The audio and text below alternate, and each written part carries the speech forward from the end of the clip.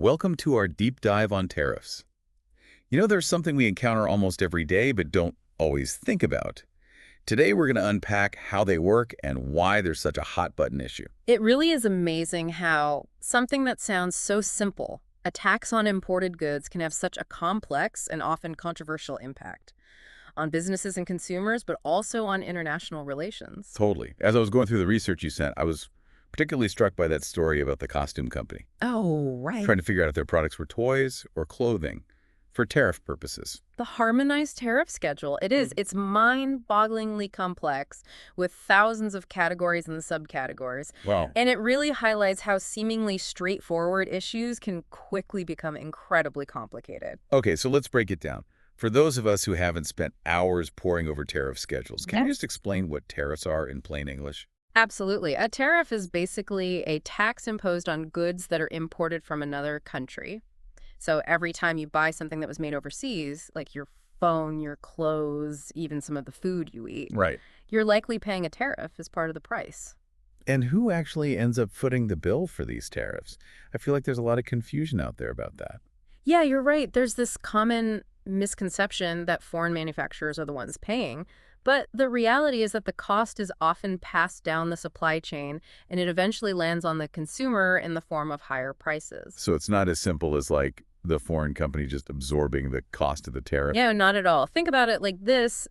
Imagine a pair of Nike sneakers that are made in China.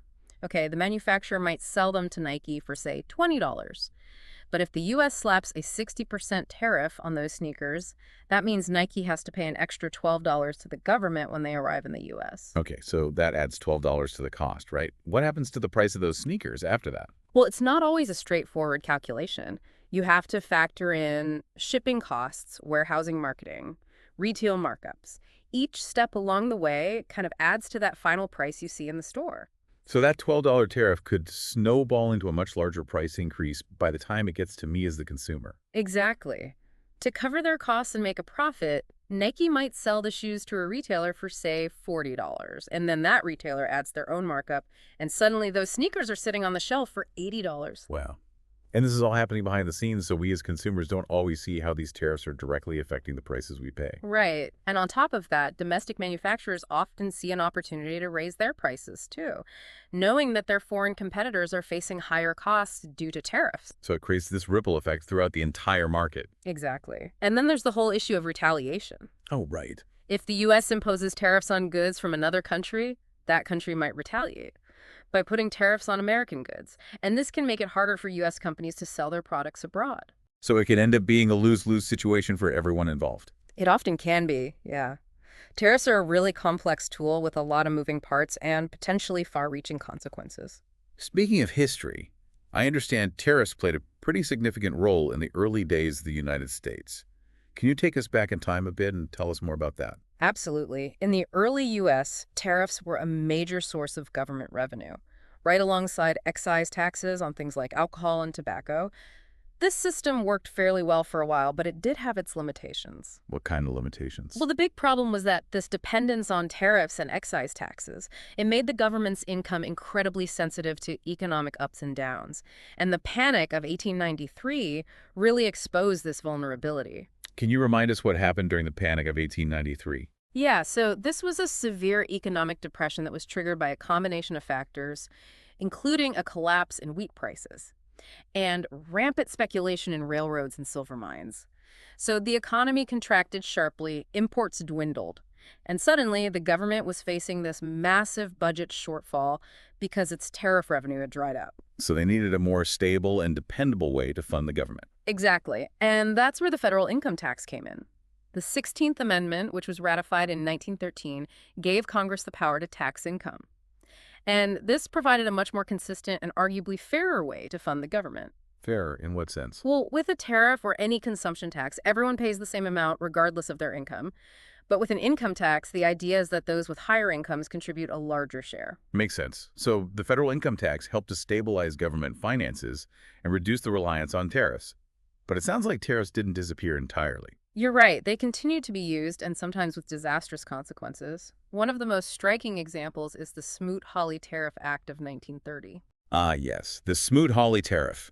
It's often held up as a cautionary tale about the dangers of protectionism. And for good reason.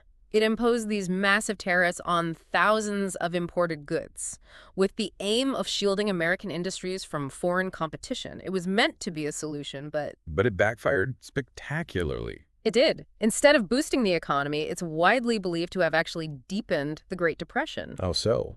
Well, the tariffs raised prices for consumers, they stifled demand for American exports, and they sparked retaliatory tariffs from other countries, creating this vicious cycle that ultimately made the economic situation even worse. So the Smoot-Hawley tariff is a stark reminder that tariffs, while seemingly simple, can have far-reaching and often unforeseen consequences. Absolutely. And it demonstrates that even good intentions don't always translate into positive outcomes, especially when it comes to something as complex as global trade. Well, knowing this history, it's interesting to examine how recent presidents have used tariffs.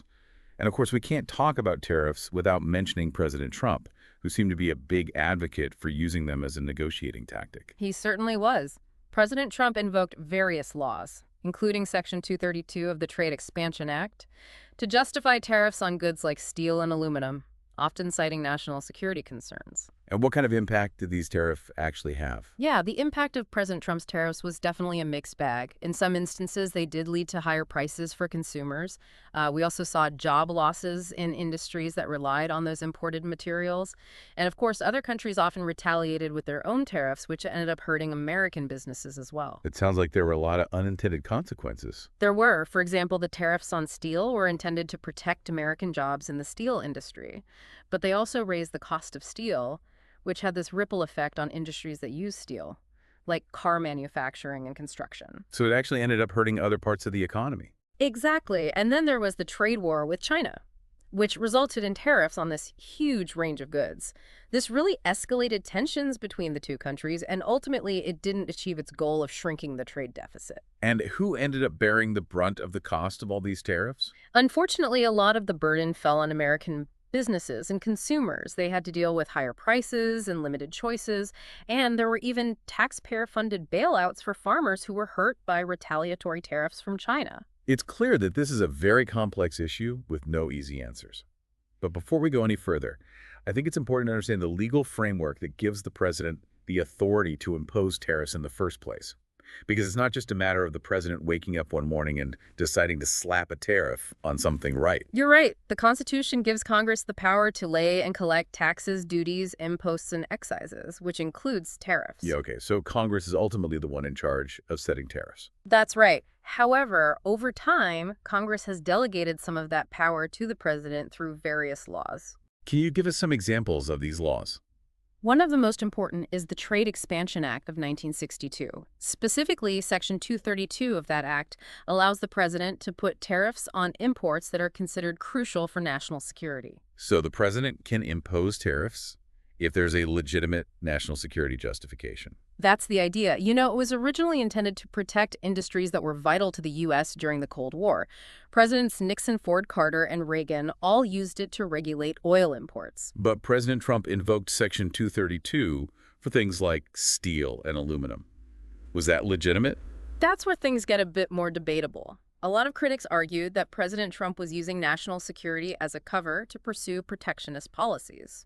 There were even legal challenges, and some international trade experts said that his actions were violating international trade agreements. It sounds like there's a lot of gray area when it comes to interpreting and applying these laws. There is, and it highlights how tariffs can become intertwined with politics and international relations. What about President Biden? Did he continue these tariffs? Interestingly, President Biden disagreed with a lot of President Trump's trade policies, but he didn't immediately reverse the tariffs. He argued that he needed to use them as leverage in negotiations with other countries. So tariffs can be a bargaining chip in international trade. Absolutely. They can be a way to try to get concessions from other countries or to pressure them to change their trade practices. But as we've discussed, there's always a risk of unintended consequences like retaliation or harm to consumers. Exactly. It's a delicate balancing act. Besides the Trade Expansion Act, are there other laws that give the president power over tariffs?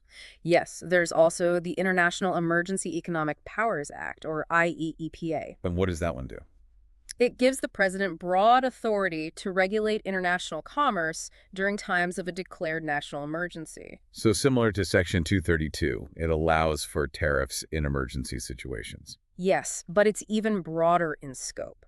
For example, President Trump used IEPA to justify tariffs related to the situation at the U.S.-Mexico border. I remember that. He claimed there was a national emergency because of undocumented immigration, and he threatened to impose escalating tariffs on Mexico if they didn't take action. That's right. He threatened tariffs starting at 5% and increasing to 25%. This caused a lot of concern on both sides of the border. I imagine because of the potential economic fallout. Yes, Mexico is one of the U.S.'s largest trading partners. Billions of dollars worth of goods cross the border every day. So these tariffs could have really disrupted supply chains and driven up prices for businesses and consumers. Absolutely.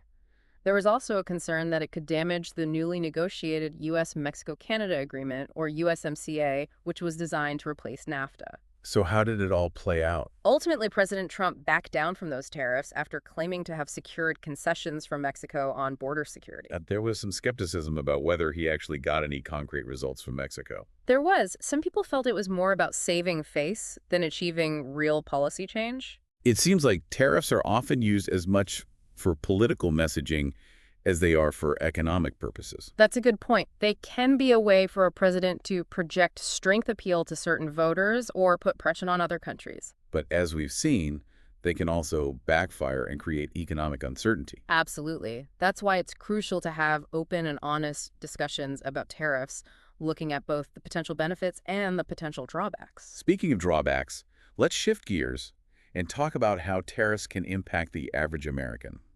We've touched on this a bit already, but let's delve deeper into the potential consequences for consumers. Well, as we've discussed, tariffs often lead to higher prices for consumer goods. This is probably the most direct way they hit people's wallets. Can you give us some concrete examples of that? Sure.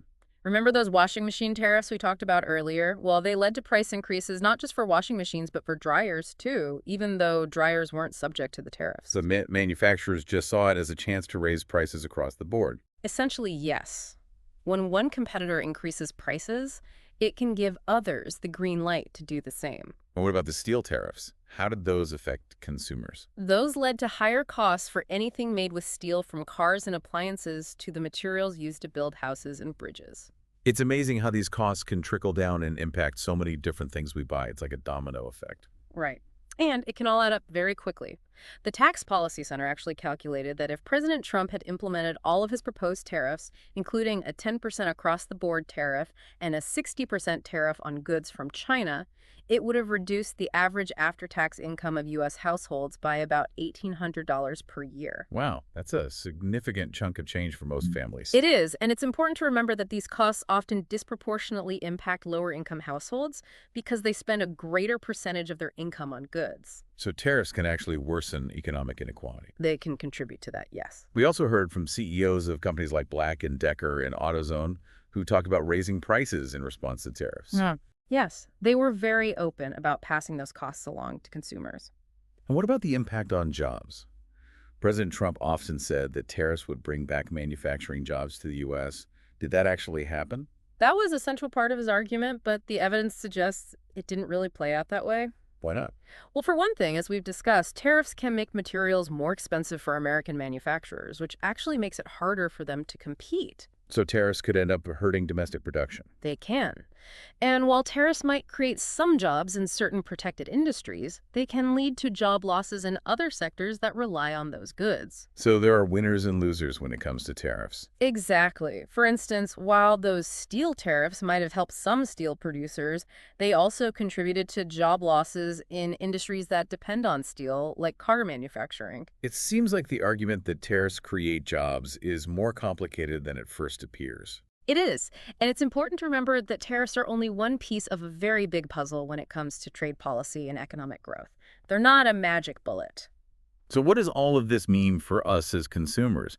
What should we keep in mind as we navigate this complex world of tariffs? Yeah, it's fascinating, isn't it, how something that seems so straightforward, like a tax on imported goods, can have these ripple effects on the economy, impacting businesses and consumers, even international relations in ways that are hard to predict. Yeah, it's like They're often presented as this quick and easy solution to complex problems, like a magic wand, to fix trade imbalances or revitalize struggling industries. Exactly. But as we've seen, it's rarely that simple. Tariffs can have these unintended consequences that cascade through the economy, creating winners and losers, and often leading to outcomes that nobody anticipated. It's like that old saying, the road to hell is paved with good intentions. Precisely. And this kind of raises an important question. Are there ever situations where tariffs might actually be a justifiable policy tool? Hmm. That's a tough one. I mean, I can see how they might be tempting in certain situations, Yeah. like when a domestic industry is being undercut by foreign goods that are heavily subsidized by their governments. Yeah, that's a common argument in favor of tariffs. To level the playing field, protect domestic jobs from unfair competition. But as we've discussed, it's not always that clear-cut. Tariffs can end up harming other industries that rely on those imported goods, and they can lead to higher prices for consumers, ultimately hurting the very people they're supposed to be helping. You're absolutely right. And there's always the risk of retaliation from other countries, which can escalate into a trade war that ultimately harms everyone involved. It seems like striking the right balance is incredibly difficult. It is. It often involves weighing competing priorities and making these tough decisions with no easy answers. This brings us to another important aspect of tariffs, the ethical implications. It's one thing to analyze, the economic effects, but there's also this moral dimension to consider. Absolutely. It gets even more complicated when we start talking about ethics. Some people argue that countries have this moral obligation to engage in free trade, allowing goods and services to flow freely across borders without these barriers. The argument being that it fosters global cooperation and economic development. Exactly. The idea is that when countries specialize in what they do best and trade with each other, it benefits everyone in the long run. It can lead to lower prices, greater innovation, and increased prosperity overall. But there's also the counterargument that countries have a right to protect their own industries and workers, even if it means limiting trade. Right, that's the protectionist viewpoint. Hmm. They argue that free trade can lead to job losses in certain sectors, particularly in manufacturing, and that it can make countries more vulnerable to economic shocks from outside forces. So there's this constant tension between the potential benefits of free trade and the desire to protect domestic interests. There is. And there's no simple answer to this dilemma. Both sides have valid points, and the best approach likely depends on the specific context. So as with most things in life, it's not black and white. There are a lot of shades of gray. Precisely. And that's where the ethical considerations become even more important. If a country chooses to impose tariffs, is it doing so fairly and justly? Is it taking into account the impact on other countries, particularly developing nations? Is it prioritizing the well-being of its own citizens over the interests of others? Those are some weighty questions. They are, and there's no one-size-fits-all answer. But it's essential to ask these questions and engage in this thoughtful, ethical debate about trade policy and the role of tariffs. Well, it feels like we've only just scratched the surface of this topic. We have, but I hope this deep dive has given you a better understanding of how tariffs work their historical context. And the complexities involved. It certainly has for me. I've learned so much about, the economics, the politics, even the ethics of tariffs. And I hope it sparked your curiosity and encouraged you to continue exploring this fascinating subject on your own. Absolutely. It's definitely something I'll be thinking about more the next time I'm shopping and see a made in label. I'll be wondering about the journey that product took to get to the shelf and the impact of trade policies along the way. And that's a great takeaway for our listeners as well. The next time you're buying something, take a moment to consider where it came from and the role that tariffs might have played in its price and availability. It's a reminder that even the seemingly mundane things we buy are connected to global trade and international relations in often surprising ways. Well, thanks for joining us on this deep dive into the world of tariffs. We've covered a lot of ground, but there's always more to learn. Keep exploring, keep asking questions. And until next time, happy shopping.